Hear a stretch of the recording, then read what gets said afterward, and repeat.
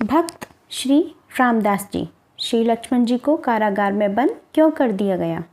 श्री रामदास जी बूंदी नगर के निवासी थे। जाति के बनिया थे, अतः वर्ण धर्म अनुसार व्यापार करते हुए भगवत भक्ति की साधना करते थे। अपनी पीठ पर नमक मिर्च गुड़ आदि की गठरी लादकर गांव में फेरी लगाते थे। कुछ नगद पैसे और कुछ अनाज भी मिलता था। एक दिन फेरी में सामान बिक गया और बदले में अनाज ही विशेष मिला। उसकी गठरी सिर पर रखकर घर को चले। वजन अधिक था, अतः भार से पीड़ित थे पर ढो रहे थे। एक किसान का रूप रखकर भगवान आए और बोले, भगत जी, आपका दुख मुझसे देखा नहीं जा रहा है। हमें भार वहन करने का भारी अभ्यास है। हमें भी बूंदी जाना है। आपकी गठरी मैं पहुंचा दूंगा। ऐसा कहकर भगवान ने भक्त के सिर का भार अपने ऊपर लिया और तीव्र गति से आगे बढ़े। थोड़ी ही देर में वे उनकी आंखों से ओझल हो गए। तब यह सोचने लगे, मैं इसे जानता नहीं हूँ और यह भी शायद मेरा घर नहीं जानता होगा। अच्छा जाने दो, राम करे सो होए। राम कीर्तन करते हुए चले। मन में आया कि आज थका हूँ, घर पहुँचते ही यदि गर्म जल मिल जाए तो झट स्नान कर सेवा पूजा कर लूँ, और आज कड़ी फुल्का का भोग लगे तो अच्छा है। इधर किसान रूपधारी भगवान ने इनके घर आकर गठरी पटक दी और पुकार कर कह दिया, भगत जी आ रहे हैं, नहाने के लिए पानी गर्म करो और भोग के लिए कड़ी फुल्का बना लो। उन्होंने कह दिया है। कुछ देर बाद श्री रामदास जी घर आए तो देखा अनाज की गठरी पड़ी है। स्त्री ने कहा, जल गर्म हो चुका है, झट स्नान कर लो, कड़ी भी तैयार है, सेवा करोगे तब तक फुल्का भी तैयार हो जाएंगे। श्री रामदास जी ने कहा, तुमने मेरे मन की बात कैसे जान ली? उसने कहा, उस गठरी वाले ने ही तो कहा था, मुझे क्या पता तुम्हारे मन की बात का। अब तो श्री रामदास जी समझ गए कि आज राम जी ने भक्त वात्सल्य वश बड़ा कष्ट सहा। ध्यान किया तो प्रभु ने प्रसन्न होकर कहा, तुम नित्य संत सेवा के लिए इतना श्रम करते हो, मैंने तुम्हारी थोड़ी सी सहायता कर दी तो क्या बिगड़ गया? आपने स्त्री से पूछा, तूने उस गठरी वाले को देखा था क्या? उसने कहा, मैं तो भीतर थी, उसके शब्द अवश्य ही अति मधुर थे। आपने कहा, वे साक्षात भगवान ही थे। तभी तो उन्होंने मेरे मन की बात जान ली। वे संत सेवा से अति संतुष्ट होते हैं। अब यदि प्रेम से संत सेवा करोगी तो प्रभु दर्शन देंगे। स्त्री पछता रही थी, दर्शन नहीं कर पाई।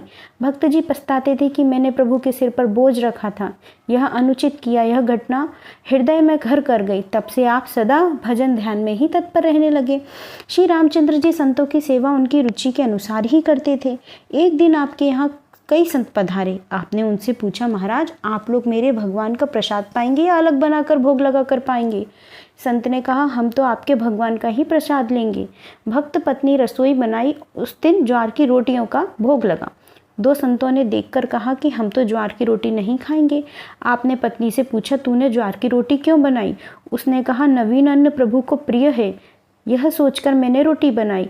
दूसरे, कभी भगवान ने ज्वार की रोटी खाने से इनकार नहीं किया था, अतः मैंने ज्वार की रोटी बनाई। पर आपने कहा, भगवान का भोग अनंत स्थान में लगता है, केवल यही भोग लगता है ऐसी बात तो नहीं।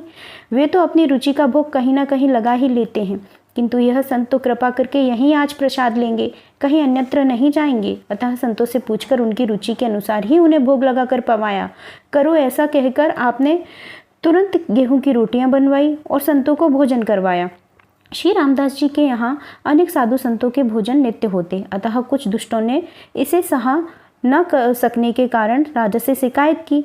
इस बनिया के पास अपार संपत्ति है, व्यर्थ ही उसे लुटाता है, आपको कभी नहीं देता है, सबको ठगता है, अतः इसकी संपत्ति को आप छीनकर राजकोष में जमा कर लें। राजा ने उनकी बात मानकर सिपाही भेजे और बुलाकर कहा, तुम हमारा कर दे दो, अन्यथा तुम्हारी संपत्ति जब्त कर ली जाएगी। भगत जी ने कहा, मेरे पास धन का संग्रह नहीं है, जो कुछ कमाता हूँ उसे संत सेवा में लगा देता हूँ। आप मेरे घर की तलाशी ले लें, जो भी मिले आपको आप उसे ले जा सकते हो।